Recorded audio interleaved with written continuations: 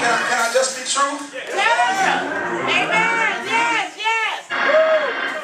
Tell the truth.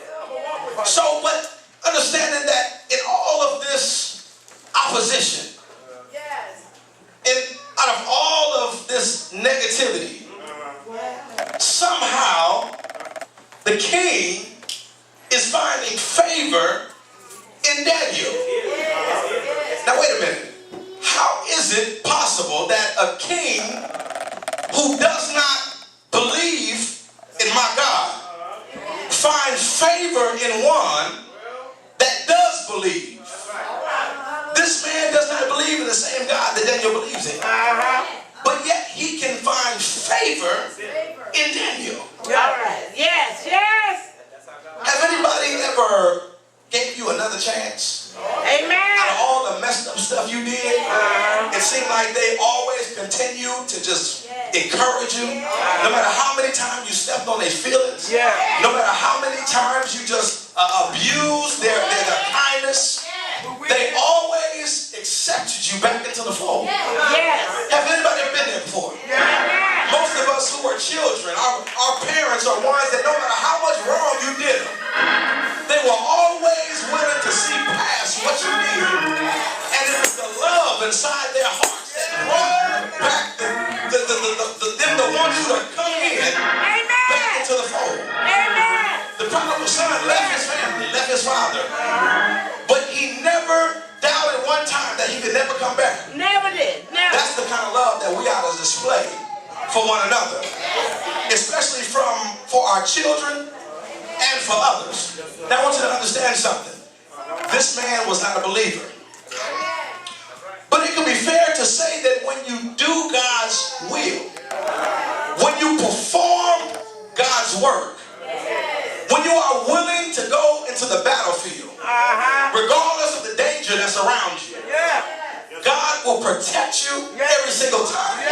How many situations have you had when you went to your job and you knew it looked like it was about to be the end, but somebody spoke up for you?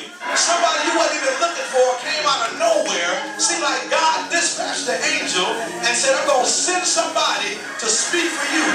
So you were worried about this thing. You got to the job wondering you were going to have a job when you got there, but you finally got to the work site and it already been taken care of. Amen. Amen. Been there, done it. Somebody had me rejoicing. The roof I mean. Amen. Amen. Oh, yeah. Oh, yes. While we're trying to figure it out, God had already worked it out. Worked it out. Worked it out. So the problem comes when we start trying to do God's work. God, And what God has said is, I don't need you messing around in my business. Because what I do is my business. Even if it's for you, I have a purpose for where I'm taking you. Amen. And willing people are ready to go where He's taking Amen. you. Amen. The Bible quoted in Proverbs said that Proverbs says a good understanding giveth favor. But the way of transgressors is hard. Hard. The way of transgressors is hard. It's hard. God knows. So what that saying is, I can't just do whatever I want to do. No, you can't. I mean, yeah, God gave me this life, and He gave me all these things. But you mean to tell me it's not mine? No. It's not mine? No, sir. No, sir. Out of all the things that God gave me, they don't belong to me. Which brings me to tithing. You mean to tell me that what I get financially don't belong to me? No. Come on, man. Come on. The check had my name on it. The check had my name on it, but it's still not mine. So what God says is that what I've given you, I've only asked you to be a wise steward over it. But when you start getting a big head thinking that it belongs to you, that's when you start robbing me. And the Bible said, will a man rob God? He said, yes, you will rob me. Where? In tithes and offerings. He said, so because of that, you are cursed with a curse. But I want you to understand that if you want to be blessed, pay your tithes and your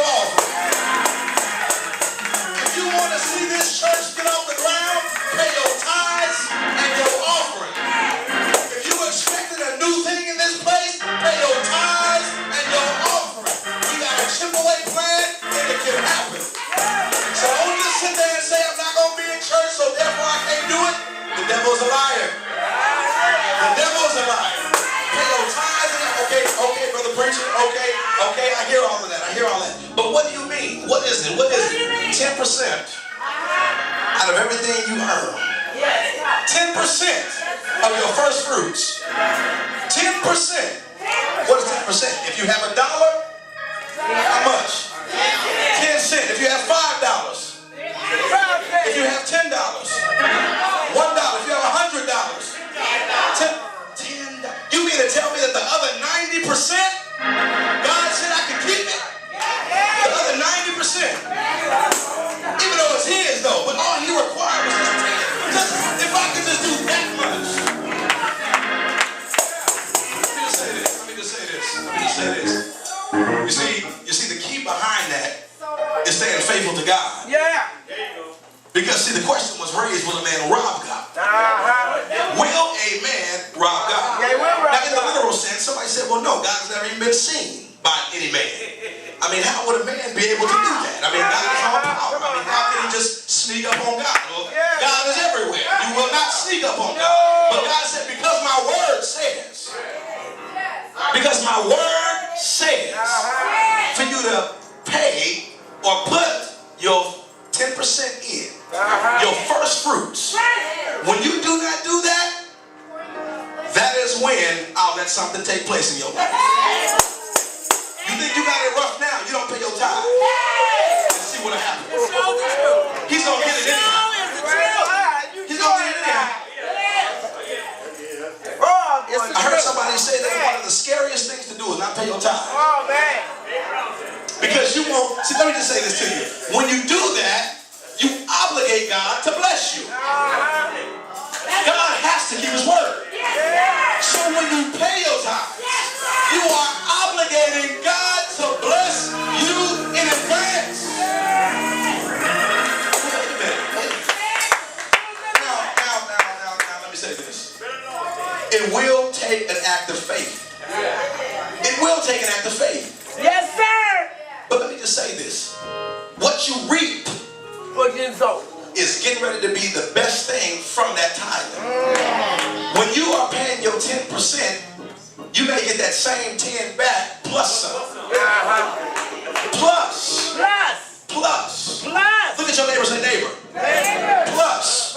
Look at your other neighbor, say neighbor. Plus. Touch somebody behind you and say neighbor. Plus. So how many folk are going to start tithing now? Come on, clap your hands and give God some praise.